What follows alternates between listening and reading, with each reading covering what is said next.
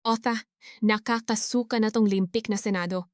2 linggo pa lang si Cayetano, gusto na naman patansikin? Gustong ipalit ng Solid Block 11 si Win Gatchalian para raw mabalik ang integridad ng Senado. Pero 2 boto pa rin ang kulang nila para matawayan. Pumabot na sa pirmahan ng mga dating opisyal. Kahit ilan pang pirma yan, ang poig dito ay puro kapangyarihan lang naman ang pinag-aawayan nila. Sinabi mo pa, sobrang napapapagod na silang panoorin habang ang daming krisis sa bansa. True.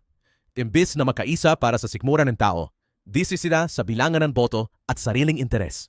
Tapos isasali pa sa gulo si Amy Marcos na nagpanood ng propaganda video sa Senado. Ayaw pa awade. Ginagawa nilang chismis at banayan pati yung usaping charter change. Buti na lang, sinupalpal agad siya ni Tito Soto.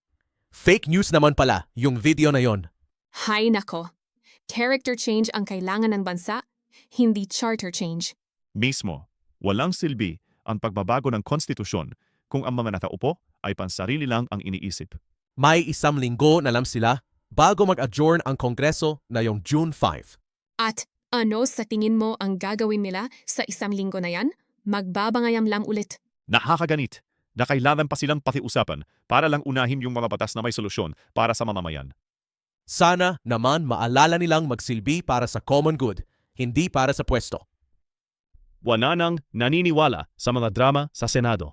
Hindi na ako umaasa sa pagbabago. O kayo mga nanunood, hindi pa ba kayo pagod? Hindi pa rin ba kayo galit?